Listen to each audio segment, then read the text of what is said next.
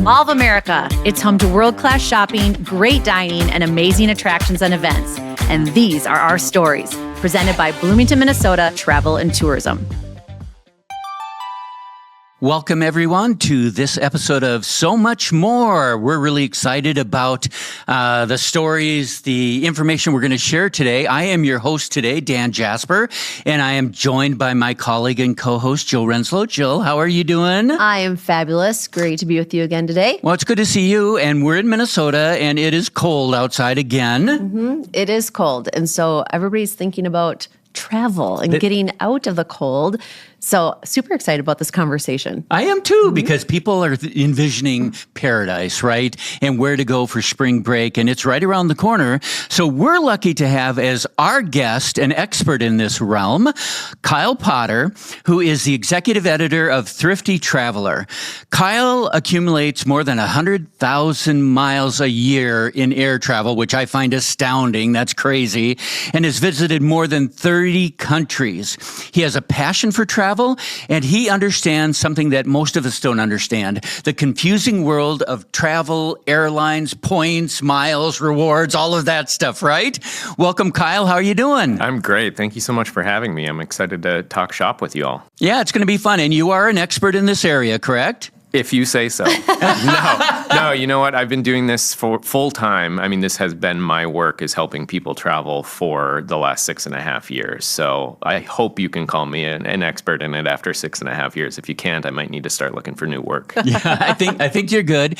We're going to start, we're talking about spring break today and the travel that we have. And right before we started rolling the program, Jill brought up a really good point about planning ahead versus, what were you talking about, Jill? Well, I'm notorious for having good intentions of planning ahead, but when you're navigating kids' schedules and just all the different things, it feels like it's always last minute. And then I'm always quickly trying to scurry around to put together a spring break plan that everybody will enjoy and try not to spend a fortune on it. But when you hit those peak seasons and you're planning last minute, it's hard to do. So would love your advice as people are planning for spring break, especially those that might be procrastinators, but they don't try to. They have good intentions to start early.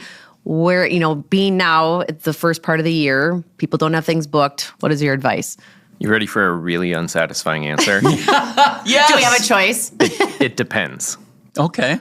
No, the peak travel period, so spring break definitely, Christmas, New Year's, Thanksgiving, it's always really tough. It's tough to get all of your pieces in place, but it's also really tough to kind of pinpoint when the best time to book a flight is, because it's always changing. But there are some patterns in how airlines do this, especially when it comes to flight, but it also applies to hotels too and other costs of a trip. I would say you definitely don't want to leave it to the last minute. And last minute is, especially for these peak spring break, Christmas travel periods, the last 30 days or so before departure. Once you get inside that window, that's when airlines really know that people are desperate and that they're willing to pay even more than they otherwise would for a flight. But does that mean you want to plan a full 11 months in advance and book a flight for spring break in June of 2025 for spring break 2026? No. So there's kind of this Goldilocks window, and it's typically somewhere between, I would say 6 to 7 months out and 2 to 3 months out. And if you're in that window booking that far ahead, especially for these peak travel periods, that tends to be where you're going to find the lowest prices before prices start to creep up again for those procrastinators. But the honest truth is it really just depends. And does that hold true for domestic as well as international destinations? Absolutely. I mean, I would say if anything, you can wait a little bit longer for domestic. Even for peak travel periods, we tend to see prices bottom out 2 to 3 months in advance. In some cases, 1.5 months.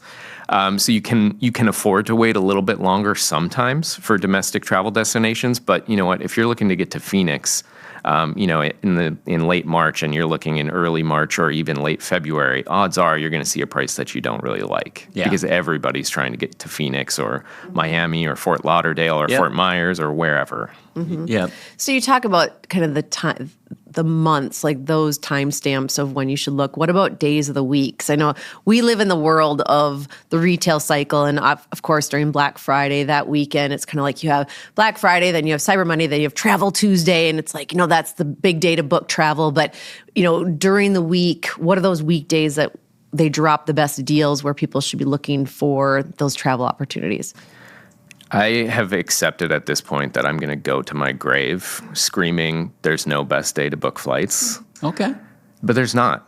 There used to be, back in the days when airlines would manually enter fares in a database, or they would, use some form of a fax machine, let's call it, in order to set the prices for the next couple of months of flights.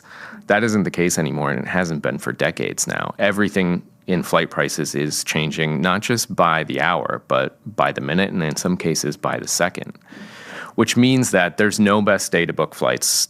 Travel Tuesday, I will just call it a marketing gimmick. That is airlines and hotels and travel companies seizing on people's readiness after Black Friday to spend more money.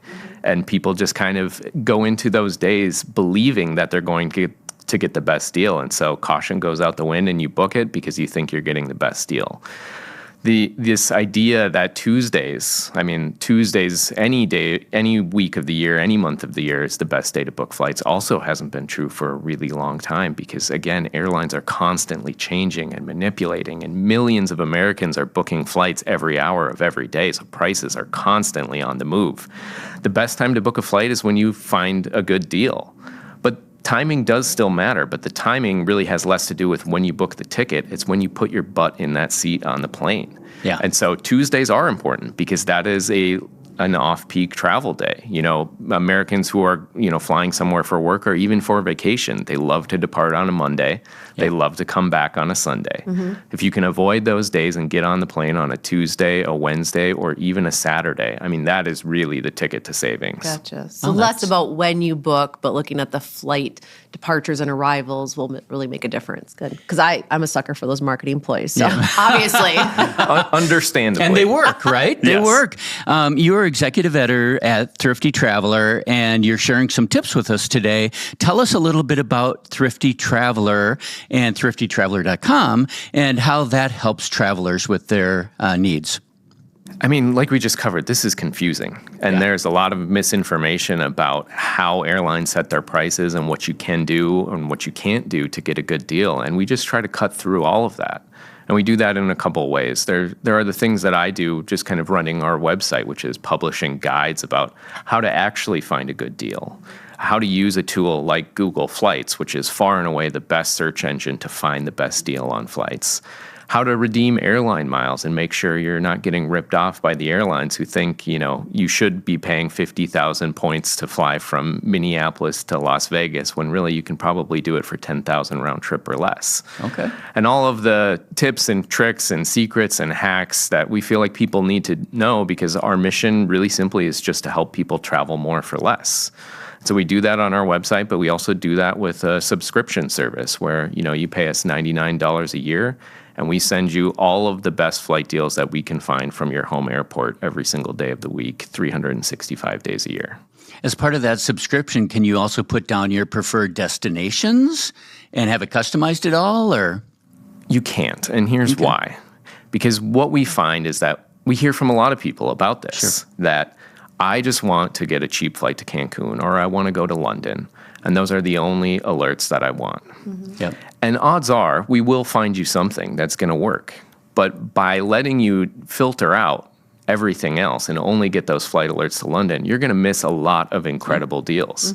So for example, if you only said, I just want a cheap flight to London, that's all I care about, you would have missed earlier in 2024 when the airlines made a mistake and sold round-trip tickets from Minneapolis to Dublin for $135 round trip. Whoa. What? Okay, we need to get signed up here. I want to go to Ireland. This sounds awesome. Yeah. No, I love that thought, though, because people are so narrowed in on sometimes the destinations that they believe they want, and they have it on their bucket list, which is great. But there are so many amazing destinations, and I think that's great because it gives them exposure to things that they might not have had on their radar that they could do very affordably. Exactly. And so what we hear from, our longtime members, even, people who have been with us for just a matter of months, is that, getting these deals in our inbox and just seeing what's out there has changed the way that they travel.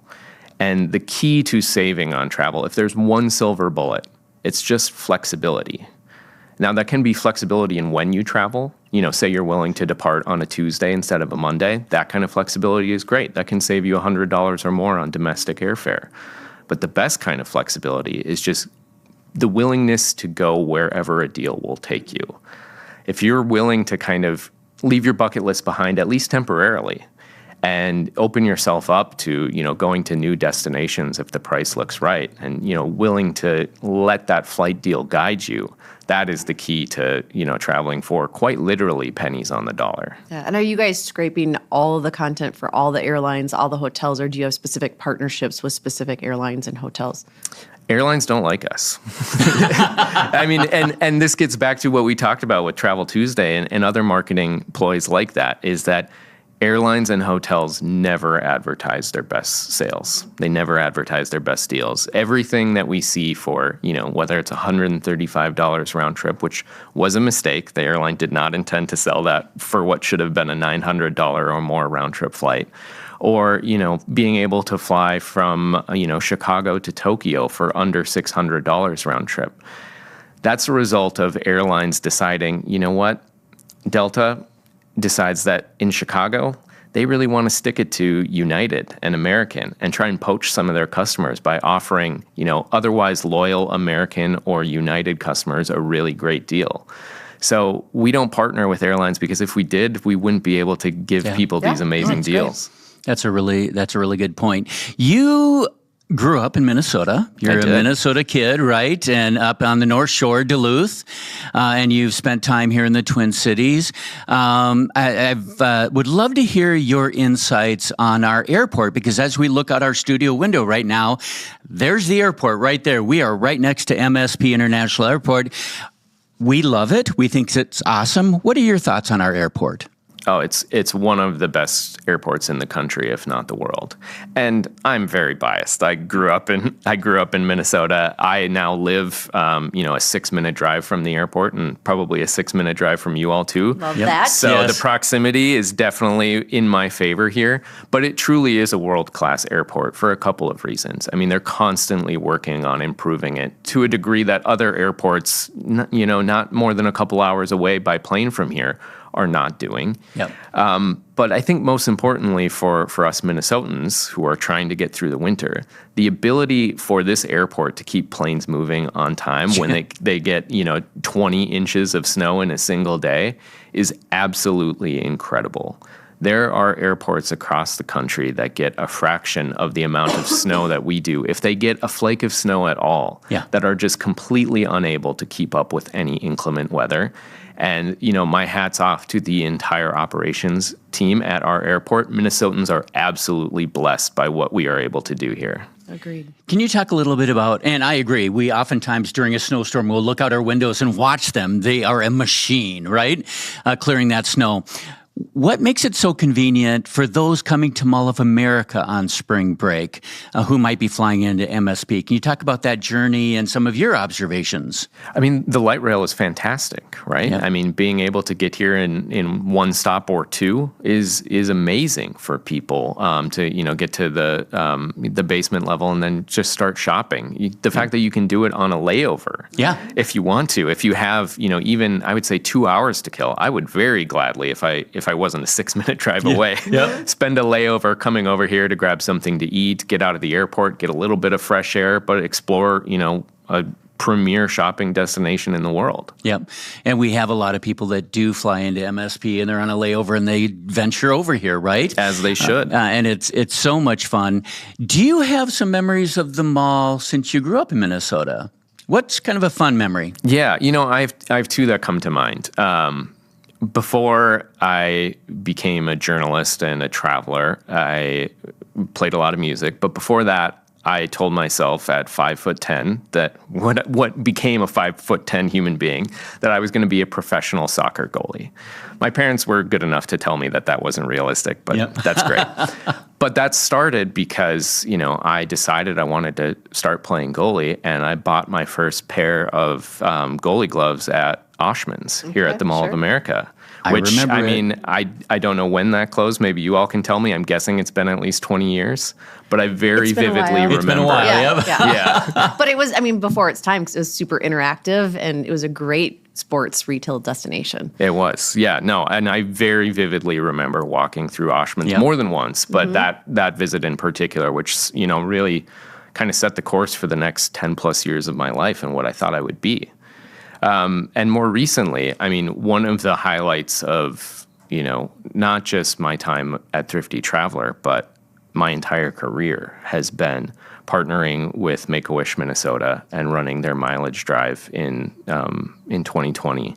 And we set up this day for this incredible young girl named Daisy, where she went on a scavenger hunt across the mall. And following her around and, getting to the point where, we gave her the big reveal that she was going to go to Atlantis in the Bahamas and, get to spend time with sea life that she loved after, just having the worst health setbacks for years and years. It was one of the coolest experiences of my life, and having that here was really special. That's great. We love hearing those stories, and we work with Make-A-Wish often with granting wishes, and it is very special to make an impact on those kids and their families. So that's great for you. Thank you for sharing. Yeah, that's awesome. And thank you for helping with that organization. It's a good organization. Yeah. We talked a little bit about MSP Airport, which we love here at Mall of America and in Minnesota. Share a little tea. What's an airport that you may not think is the best? I want to hear this one. I'll say this. For as much as I love Minneapolis, there just are not as many international flight options as I would like. And that means that I often find myself, including this weekend, going through O'Hare in Chicago. And every time I go through O'Hare, I'm like, this airport has not changed since Home Alone was filmed in 1988. What is going on here? Why can planes never run on time? Why, several years ago, did we wake up to a cancellation for a flight from Minneapolis to O'Hare due to weather and have to drive 7 hours, only to pull up to O'Hare and see it's a perfect, beautiful day? What is wrong with this airport? So, O'Hare, to its credit, has gotten a lot better within the last few years. If they can just, learn some lessons from Minneapolis on how to keep things moving on time, I think everybody would benefit. But if nothing else, it does show me, again, just how much I value our home airport here. I love it. Well, I have to ask, with your travels around the world, literally, where was your favorite destination? It has to be Vietnam. I went there for the first time in 2017, which, I talked about, buying a pair of soccer gloves at Oshman's, setting the course of, the next 10 or 15 years of my life. That trip, put me on the course of where I am today because, Vietnam in particular, I think just really rewired my brain about what I value. And travel became, one of, if not the biggest things in my life as a result of that trip, because it's hard to put into words just how special Vietnam is to me. And I've been back since, but it's been, a good 6 years now, and I'm itching to get back there. Why did you choose Vietnam? Yeah. That's a really good question, and I don't know that I can really answer it. My now wife and I went to Asia to visit my now brother-in-law, who was teaching English in Japan at the time. Okay. And we just decided to turn it into this big trip. And, we had these grand plans of trying to visit 7 countries in, a 2.5-week span. And eventually we narrowed it down to 3. We visited Thailand, Vietnam, and then Japan. But as much as I love all of those countries, there just is something special about Vietnam to me. I love that. And what about destinations that might be flying under the radar that, whether it's individuals or families or couples, should maybe consider that they might not be thinking about today? Yeah, that's another good one. I'll try to pick one a little bit closer to home, but that one's not coming to me immediately. So I'm going to start far away and talk about Istanbul and all of Turkey, really, which, I just don't think gets the credit that it should for being, Istanbul in particular, one of the world's great global cities. I mean, it literally straddles two continents. Yeah, it is both Europe and Asia. It is, in many ways, the cradle of modern civilization with history at every single corner. Oh, and by the way, I would say it's one of, if not the best food cities in the world. Really? So, whether you're a history buff or a foodie or you just love beautiful architecture, I mean, there's just so much for everyone in Istanbul and Turkey, the rest of Turkey as well. There's a lot of amazing destinations to explore, but if you need a jumping off point to get to Turkey, Istanbul, you really can't top. I love that, and I've seen documentaries on Turkey and Istanbul, and it looks amazing. For those that are planning travel, and I also love your service where you say, be open to new destinations, right? Because you'll discover something unique and something special. For those who are thinking, how do I save up? How do I do this? We often think of credit cards with rewards, right? I have a American Express Delta card, So do I. right? What tips or advice do you have for someone who wants to use a credit card? Does that make sense, or which programs are good? There's a lot there. Okay. Yeah, As you both know, sorry. right? No, I mean, there's just a lot to digest with credit cards because there are, dozens of airlines and at this point, nearly a dozen different credit card companies, some of which partner with individual airlines like your Delta, SkyMiles, Amex cards, and others that are independent that earn points that you can transfer to a dozen or 2 dozen different airlines. So what I'd say is that, first and foremost, you get what you put in to these things. If you are looking for just a card that you can swipe everywhere and then use towards travel, it's really best to keep things simple and use a credit card, whether it's from a bank like Capital One, where you can earn 2 miles on every dollar that you spend and then go back and easily use those miles to erase any travel purchase from your credit card statement. I mean, it really just doesn't get simpler than that. If you want to take things to an extreme, earning credit card points that you can transfer to a bunch of different airlines so that you don't just wind up putting your eggs in one basket. And Delta, to its credit, has done a great job at conditioning probably both of you and me as well to a certain extent to swipe that Amex SkyMiles credit card everywhere you go. And, I think for most Minnesotans as well as, the folks in Atlanta and Detroit and Salt Lake City and Boston, it just becomes second nature to use that everywhere you go. And, in many cases, that's not the best option for people. It's great to have some of those credit cards in your wallet to get free bags for the whole family and board the plane a little bit earlier to get settled in and use those perks. But that doesn't mean it's the best card to use on a day-to-day basis. In many cases, just by putting a little bit more time into, what you want, doing a little bit of extra research about, what kind of credit card might suit your travel goals a little bit better, you can get a lot more out of it. I know. I feel like I don't take advantage of all the perks that get loaded into these programs. Me too. And just recently, I went down the rabbit hole of going through my account to see all the connections to the hotel perks and the travel perks with rideshare and everything else. I'm like, I'm not using any of this. So it's a lot of work to figure it all out and then to make sure that you use those points and rewards. And so appreciate those tips. And I'm going to be looking at your resource to learn more about how to maximize that out. Including the Sky Club, right? Yes, yeah. All those things. That's a perk that you look forward to, and I need to analyze, does this make sense? Is this the best way to do it? I'll tell you, with grandkids, it's a nice perk to go in there and get some food and rest a little bit, right? Away from the craziness. I was wondering, do you have a favorite destination that is domestic or adventure, you might say?